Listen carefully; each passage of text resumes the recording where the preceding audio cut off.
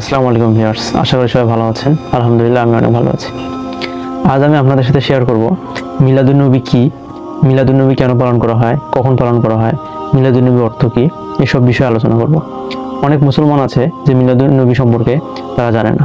মিলাদুন্নবী বলতে বোঝায় ইসলাম ধর্মের শেষ নবী হযরত মুহাম্মদ সাল্লাল্লাহু আলাইহি ওয়াসাল্লামের জন্মবার্ষিকী। হযরত মুহাম্মদ সাল্লাল্লাহু আলাইহি ওয়াসাল্লামের জন্মবার্ষিকী উপলক্ষে আনন্দ উদযাপনকে বোঝায়।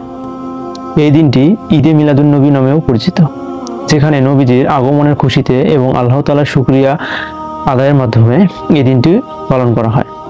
সাধারণত আরবি ক্যালেন্ডার অনুযায়ী 12ই রবিউল আউয়াল তারিখে এই দিনটি পালন করা হয়। মিলাদ শব্দের অর্থ হচ্ছে জন্ম বা জন্মকাল, আর নবী শব্দের অর্থ হচ্ছে বার্তাবাহক। মিলাদুন্নবী কিভাবে পালন করা হয়? এই দিনে মিলাদ মাহফিল, জিকির, আজকার ইত্যাদি মাধ্যমে পালন করা হয়।